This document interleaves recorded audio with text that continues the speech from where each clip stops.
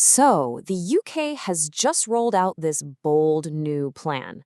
It's called the Solar Roadmap. And we're not just talking about adding a few more solar panels here and there. Nope, this is a full on mission to transform the country into a clean energy superpower. Let's break down what that really means. You know the site, right? Solar panels on a neighbor's roof, just quietly doing their thing, soaking up the sun. But what if I told you that familiar picture is just like page one of a much, much bigger story? The UK's new roadmap is suggesting this isn't just about individual homes, it's about a massive national energy mission. All right, so what's the big push? Why solar? And why is this all happening right now? I mean, this quote from the roadmap really says it all, doesn't it? This isn't just another energy policy. They're framing it as a national mission. And that language is super important. They're positioning solar as the engine that's going to power the UK's entire energy future. And a massive piece of this puzzle, it's all about energy security. Think about it. The roadmap basically says that relying on fossil fuels from other countries is like being stuck on a wild roller coaster where someone else is at the controls. The goal is to get off that ride for good. By generating way more of its own solar power, the UK can build a shield against those crazy price swings. Okay, so just how big are we talking here? Let's actually put some numbers on this ambition because they're pretty staggering. First things first, let's get our bearings. Where is the UK right now? Well, today we're looking at just over 18 gigawatts of solar capacity. That's our starting line. And here's the goal. Get this. The plan is to leap all the way to at least 47 gigawatts by 2030. Yeah, you heard that right. That's more than double what we have today, and they want to do it in just a handful of years. Talk about hitting the accelerator. But, gigawatts are just abstract numbers, right? What does this actually mean for regular people?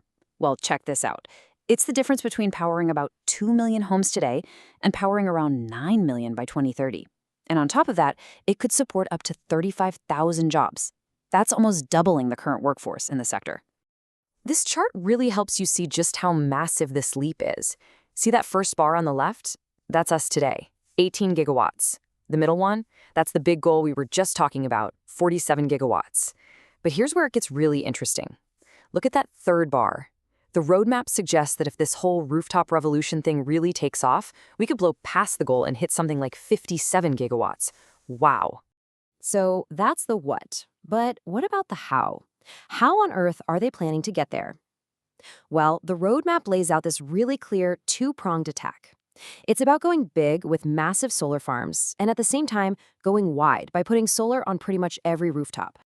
And here you can see those two pillars in action. On one side, you've got these huge, sprawling solar farms churning out power on a massive scale. And on the other, you've got this massive, untapped potential just sitting there on all the nation's individual rooftops. The plan puts a ton of emphasis on this rooftop idea. In fact, they're calling it a rooftop revolution. It's all about using that space right above our heads that's, pretty much just sitting there doing nothing. So how do you actually start a revolution like that? Well, the plan is pretty simple, really. Put solar panels everywhere. We're talking new homes getting built with solar already on the roof. We're talking about putting them on public buildings, like schools and hospitals. They're even planning to turn boring old car parks into mini power stations with solar canopies. And the whole time, they want to make it way easier for local businesses and communities to get in on the action, too. Okay, but a plan this huge, this ambitious, it's not going to be a walk in the park, right? There are going to be some serious hurdles. So let's take a look at the roadblocks the roadmap itself points out. And more importantly, how they plan to smash right through them. All right, so the roadmap basically flags 4 major roadblocks. First up, the grid itself. It calls the current system for hooking up new solar projects sclerotic, which is a fancy way of saying it's painfully slow and clunky. Second, people. You can't build all this stuff without a huge army of skilled workers. Third, the supply chain. Where do all these panels come from? The plan is big on making sure they're sourced ethically and sustainably. And finally, planning permission. Yep, good old red tape. They've got to find a way to speed up approvals to get these projects off the ground faster. So let's say they can actually clear all those hurdles. What's the big payoff at the end of all this? Let's dive into the future the roadmap is painting for Britain. One of the coolest parts of this vision is that it's not about choosing between clean energy and nature. The plan really hammers home this idea of striking a balance, finding clever ways for the same piece of land to generate power and support farming and wildlife. And that brings us to this really fascinating idea called agrovoltaics. It's exactly what it sounds like, mixing agriculture and solar photovoltaics. So picture this. You've got sheep grazing in the shade of solar panels, or even crops growing between the rows. It's brilliant, really.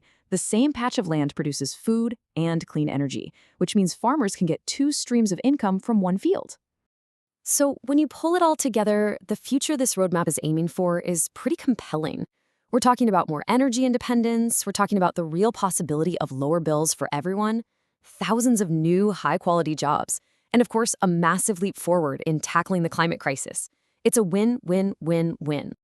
Look, there's no doubt the plan is ambitious and the vision is crystal clear.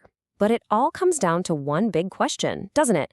With all these roadblocks in the way, can the UK really move fast enough to get all this done and hit that massive target by 2030?